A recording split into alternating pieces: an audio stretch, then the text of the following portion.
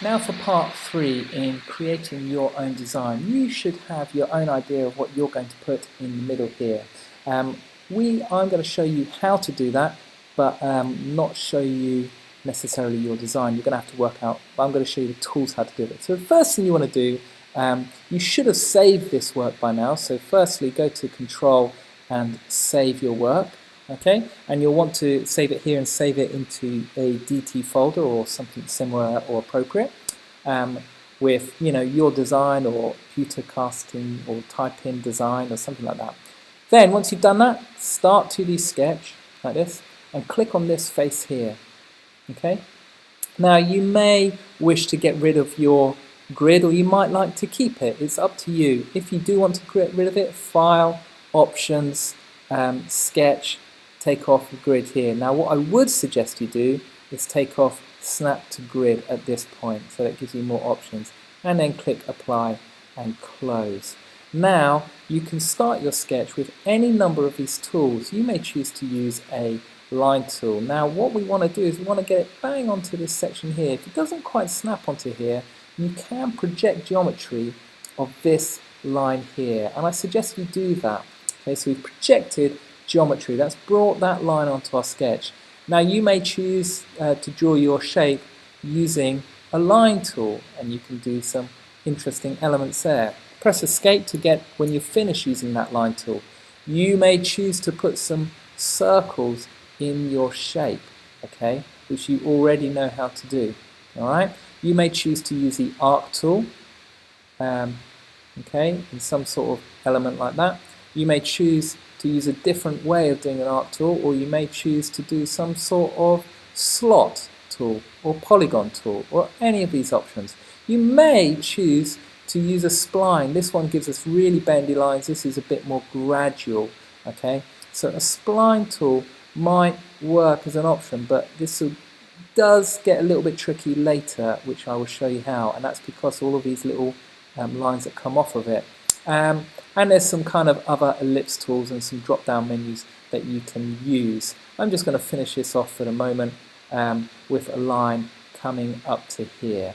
Okay. Now, the first thing that I'm going to show you now is that you need to make sure is you have one complete outside shape.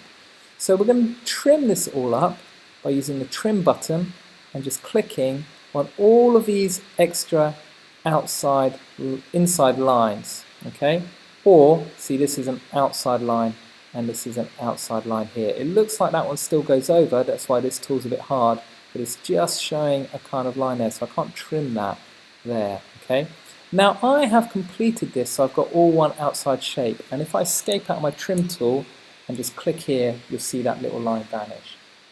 So I now have one complete outside shape, and they both join to this top area here perfectly. So I have finished drawing my shape, and I've used a number of different kind of tools to get that shape. You might do something a lot more geometric and straightforward.